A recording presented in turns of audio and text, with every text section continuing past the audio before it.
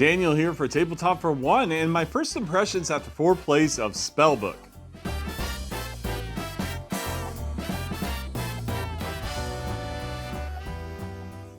And I thank you for joining me tonight. Now, SpellBook is designed by Phil Walker Harding and published by Space Cowboys.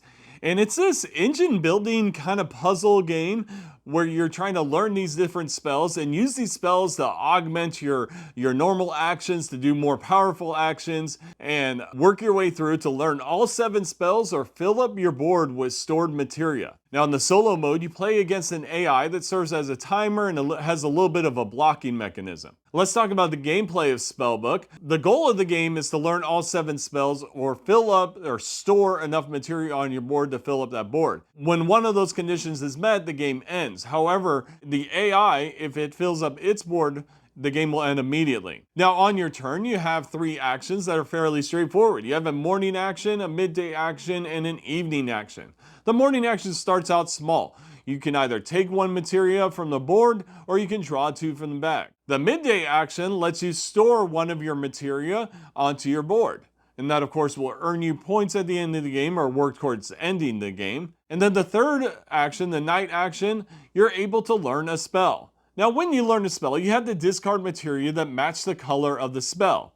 So if it's a red spell, you need to discard either 3, 4, or 5 red materia in order to learn the 3, 4, or 5 level of that spell. Now you can only learn each spell 1 time, and so whatever level you learn it at, that's going to be the level it'll stay at. And so after you've learned a spell, you place one of those colored materia onto the spell itself to signify which level you've learned. And then that spell offers you a new ability or a new bonus depending on which spell you learn. 2 of the spells are going to be morning spells, 2 of the spells are going to be midday spell, then you have 1 nighttime spell, and then you have a couple bonus spells that do either ongoing effects or additional scoring abilities. Now, what this offers is an alternative way to do your actions each day. So instead of doing the normal actions, you can do what is called a card action. And so these new abilities, they offer you, much more powerful ways to approach the game. So instead of taking 1, you might be able to draw from the bag until you have 4 or 5 materia in your pool. Instead of storing 1 materia, you might be able to store multiple materia, or even store from the altar, the offering itself, and that is really powerful. And for a nighttime action, you might be able to upgrade a spell or copy a spell or something like that. So these spells offer you a more powerful effect and help you push towards that end game goal. Now after each turn, you will operate the AI, which is very simple. You take 1 of the materia of your choice from the board, adding it to the AI's board. If you finish a row on the AI's board, it's going to clear all the materia on the altar, and you'll have to restock that materia back up to 7. And at the end of the game, you're going to compare your scores. It'll be your score from your spells as well as your stored materia against the AI's score. Now, as far as ease of solo play, this one's fairly easy to learn, but it's really, a little more difficult to master. See, the way you set up the game is you actually shuffle the cards, and you're going to deal out 1 of each color of the cards onto your board, and they can be level 1s, level 2s, level 3s. Now the game actually suggests to only start with level 1s and then only do level 2s and then mix them all together to do the rest. But I suggest you just do it all mixed together from the get-go, and it provides this interesting puzzle because you don't know which spells are going to come out, and since there are 3 of each different color, and 7 colors total, there's a lot of different spell combinations, and it provides this interesting puzzle as you're trying to figure out what is the best, most efficient way to handle this particular spell setup. And that adds to that replay value,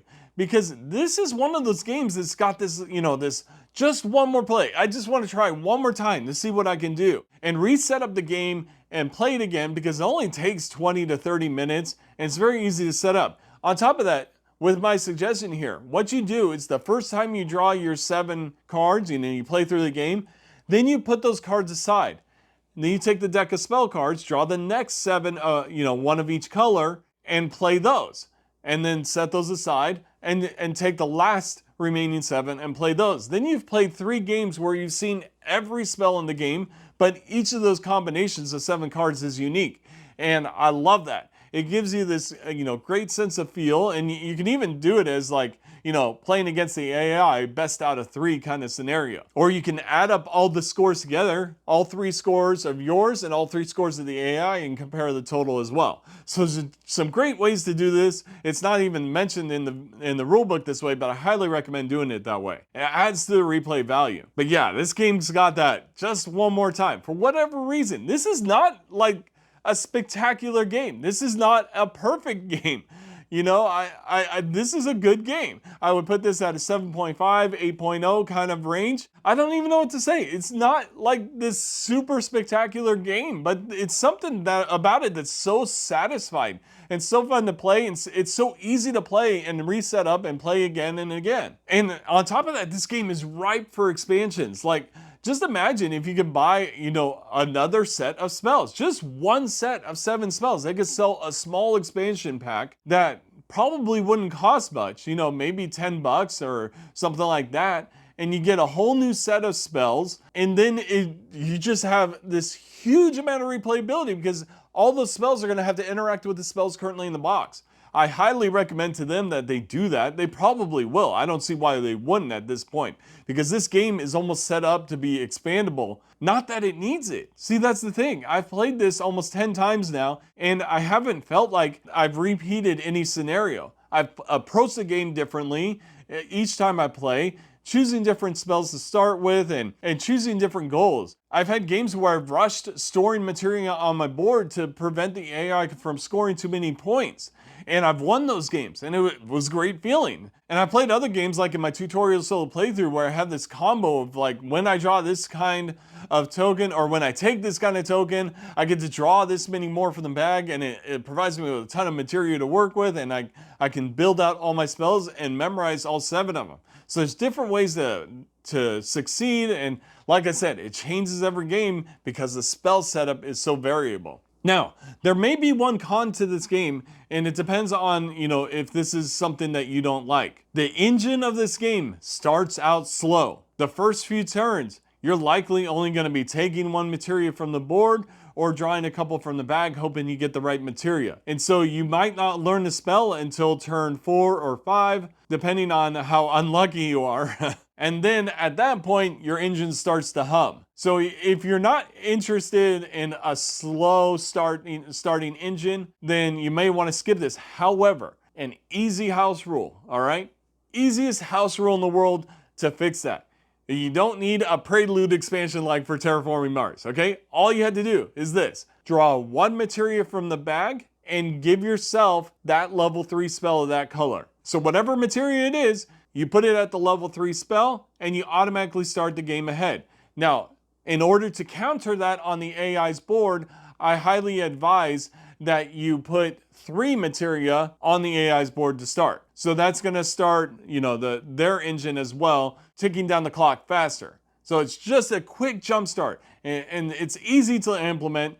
And like I said, it'll get your engine going, sooner rather than later. But I've never really had a problem with starting this engine. I enjoy it, and the turns go so quickly, so it's not like it takes long to draw and take those materia, and you get to cater that to the engine that you want to build, rather than randomly draw that 1. So that's just my idea.